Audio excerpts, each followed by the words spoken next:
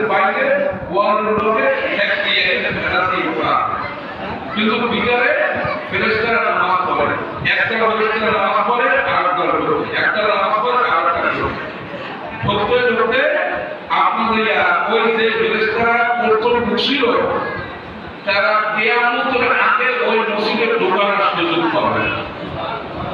বুঝলেন ফেরেশতা কত আর ঢুকতে পারবে ওই একবারই সুযোগ পাবে ফেরেশতারা।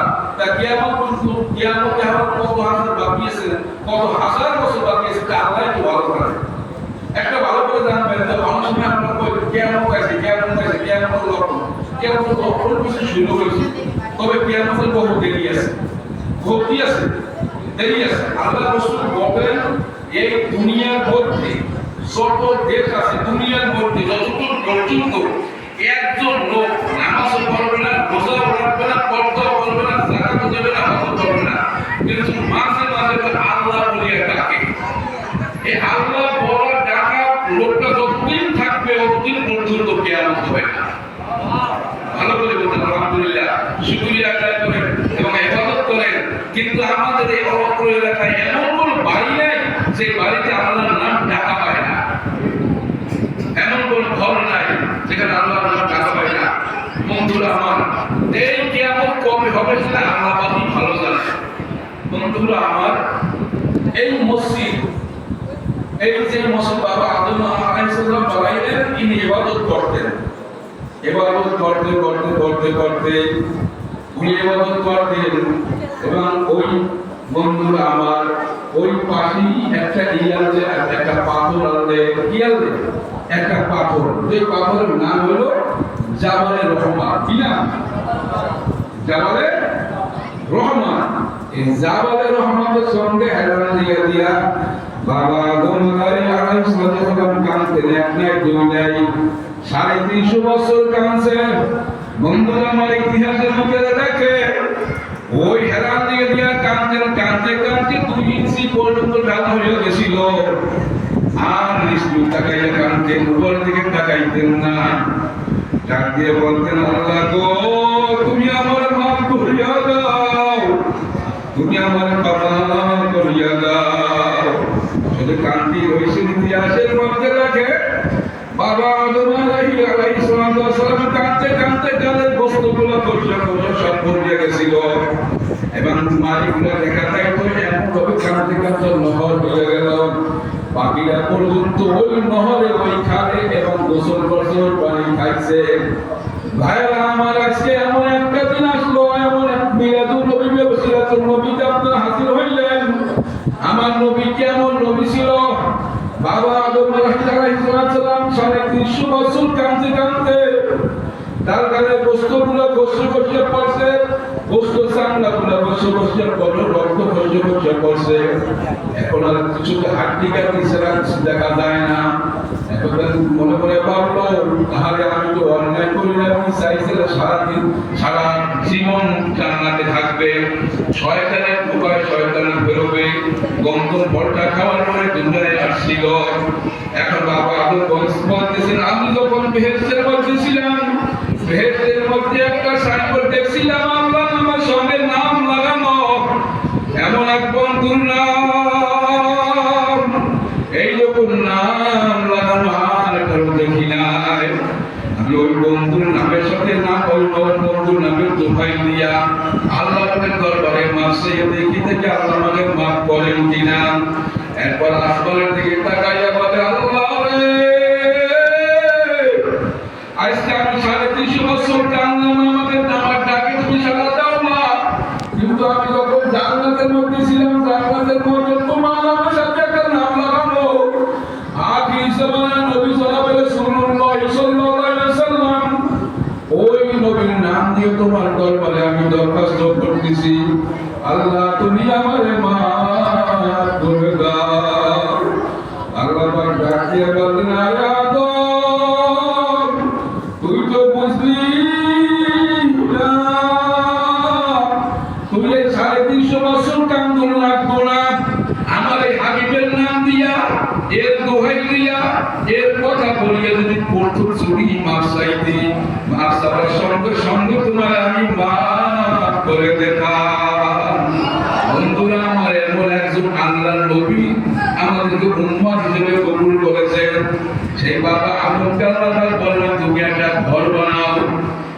ইবাদতের ঘর বানাও, যেই ঘরটা বানাবে ওই ঘরটা হলো কাবা শরীফ। বলুন সুবহানাল্লাহ। নূহ আলাইহিস সালাম বন্যার সময় এই ঘরটা নিখোঁজ হয়ে গেছে, হারাই গেছে। ঘর আর পায় না, ঘর পায় না, ঘর পায় না, ঘর পায় না, ঘর না, ঘর পাওয়া যায় না। আল্লাহ পাক এত আল্লাহর কুদরত। আল্লাহ পাক ইব্রাহিম আলাইহিস সালামকে বললেন, তুমি কাবা ঘর নির্মাণ করো। কি করো? কাবা ঘর নির্মাণ করো। আল্লাহ কোথায় কাবা ঘর? আমি তো চিনি না, তাকে চিহ্ন বলতে নাই।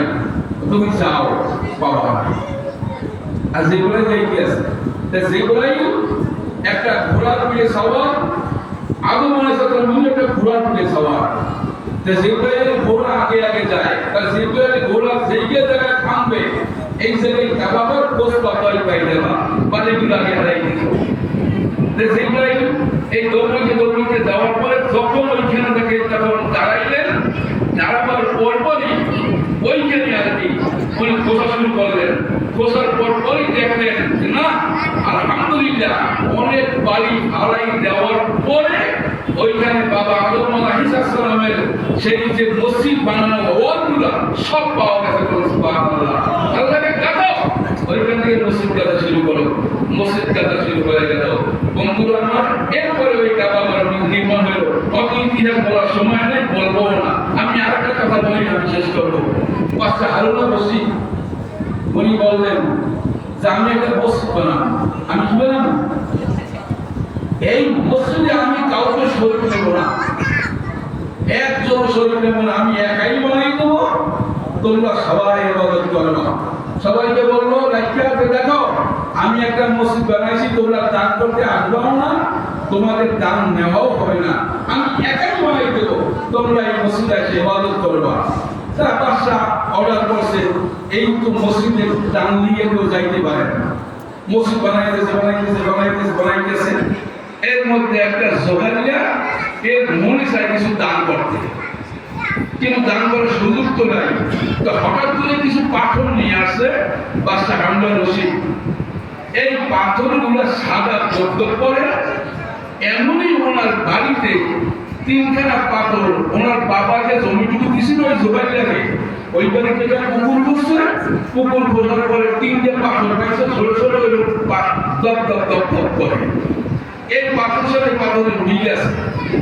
ইনি বাড়িতে এসে আগে কয় কি বাদশার পাথর আনছি, এই পাথরের মধ্যে আমার এই পাথর তিনটা উঠল, আমি এইগুলো মসজিদে রাখবে। এরপরে ওই রাতের অন্ধকারে এই পাথর তিনটা গামছায় ভালো করে বাঁধিয়া মাথায় হইয়া নিয়া ওই পাথর স্তূপের উপরে রাখছে। কেটে রাখছে ওই সোবাইলে, কেটে রাখছে ওই সোবাইলে রাখছে। রাখকে ধ্যান করে আল্লাহ বাদশা হারুন রশিদ একটা মসজিদ বানাইবে, কার দান নেবে না। লাখো লাখো মানুষ নামাজ পড়বে, তোমার ঘর বানাইবে। আমার মনে চায় আমি কিছু দান করি, আমার দান নেবে না। তবে তুমি আমাকে আমার বাবা যে বিঘা সম্পত্তি দান করছো, এই দানের মধ্যে আমি এই জায়গার মধ্যে একটা কূপ খনন করছি। কূপের মধ্যে তিনটা পাথর পাওয়া গেছে। এই যে পাথরের আইস দেখা যায়, এই পাথরের সঙ্গে পাথরের মিল আছে। আল্লাহ আমি তিনখানা পাথর এখানে তুলে গেলাম, তুমি আমার এই দানকে কবুল করে নিও। এই কথা বলে জোবাইয়া চলে গেছে। কিছুদিন পরে মসজিদ নির্মাণ হয়েছে। নির্মাণ হয়ে যাওয়ার পরপরই মানুষের নামাজ পড়া শুরু করছে। শুরু করার পরে একদিন রাতে বাদশা ঘুমাইছে। একজন ফেরেশতা এসে বলতেছে, হে বাদশা হারুন রশিদ, তুমি যে একটা মসজিদ বানাইলা, মসজিদ বানাবার কারণে আল্লাহ তোমার জন্য জান্নাতে একটা ঘর বানিয়ে গেছে। তোমার ঘরটাকে তুমি দেখবা না, তোমার ঘরটাকে তোমার দেখতে মনে চায় না। হ্যাঁ দেখতে মনে চায়, তুমি আমার সঙ্গে চলো। ওই ফেরেশতার সঙ্গে গেল। উনি স্বপ্নের মাধ্যমে দেখতে আছে সুন্দর একটা গৃহস্থানা, এত সুন্দর গৃহস্থানা, ওয়ালগুলা কাঁচের ওয়াল, বাহির থেকে ভিতর দেখা যায়, ভিতর থেকে বাহির দেখা যায়। এত সুন্দর নাচ নেয়ামত জীবনে কোনোদিন দেখে নাই, এত সুন্দর ঘর জীবনে দেখে নাই। উনি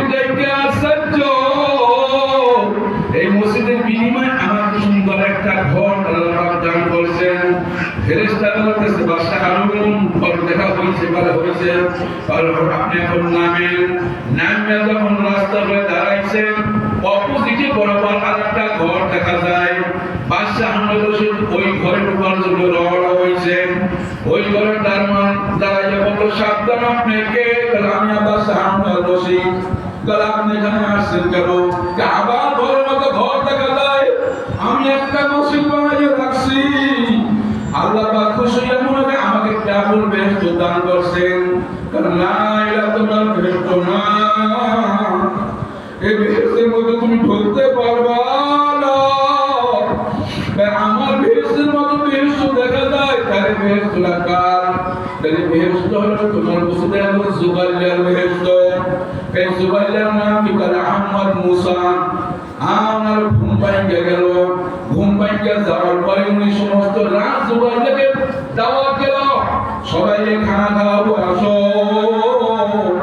সমস্ত রাত জুবাইর জমা হয়ে গেল। জমা হইয়া যাওয়ার পরে এখন বলতেছে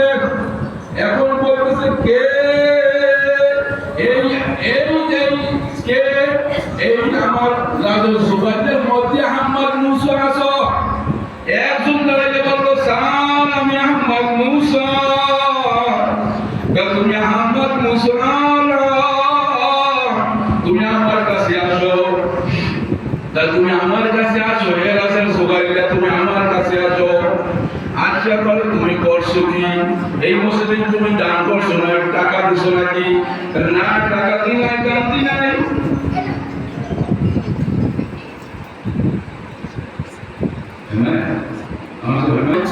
কে কি দান করছো বলো? কেউ দান করছো না। কে আমার কাছে তুমি কি দিছো? তাহলে আমি কিছু দিই নাই। আমার মনে চাইছিল একটু দান করার জন্য, কিন্তু দানের আমি সুযোগ দেন নাই। আমি বাবার আমাকে যে বিকেরা দান করছে, টাকা দান করছে, একটু ঘর উঠেছি, একটা পুকুর কাটছি। এই পুকুরের মধ্যে আমি 3খানা পাথর পাইছিলাম। আমরা এই পাথর মিল আছে, একই পাথর। এই জন্য রাতের অন্ধকারে আসিয়া পাথর 3খানা এখানে থুইয়া আল্লাহর কাছে মোনাজাত করে বলছিলাম, আল্লাহ গো, আমার শক্তি নাই বা সাহায্যের সঙ্গে দান করা, উনি দান নেব না। আল্লাহ 3খানা পাথর থুইয়া গেলাম, তুমি আমার দোয়াকে কবুল করে নাও। এই দোয়া করে আমি গেছিলাম। এখন বাদশাহ আহমদ রশিদ কয়, আহমদ মুসা, আমি এত কোটি কোটি টাকা খরচা করিয়াও যাই বেহেশত আল্লাহ পাক আমাকে দান করছে। এই বেহেশত আল্লাহ আমাকে স্বপ্নে দেখাইছে। এই বেহেশতর শান্তি রাস্তার বরাবর ছেড়েছেন, আর একখানা বেহেশত তোমার জন্য আল্লাহ পাক বানাই রাখছে। আলহামদুলিল্লাহ, বিশাল নসিব। যদি কেউ একটা লিডো দান করে থাকেন, আপনার জন্য আল্লাহ পাক জান্নাতে একটা ঘর বানাই দিয়েছে। যদি কেউ 1 ফুট বালিও দিয়ে থাকেন, আপনার জন্য আল্লাহ পাক জান্নাতের মধ্যে একটা ঘর বানিয়ে রাখছে। যদি কেউ 5টা টাকাও নিয়ে থাকেন, হাদিসে আসছে একটা টেলির বাসা, একটা কি টেলির বাসা, টেলির বাসা যদি বলে আকায় যায় কেউ কিনবে, টেলির বাসা কিনবে কেউ? একটা টেলির বাসার পরিমাণ যদি কেউ মসজিদে দান করে, আল্লাহ পাক জান্নাতের মধ্যে তাকে একটা ঘর বানিয়ে দেয়।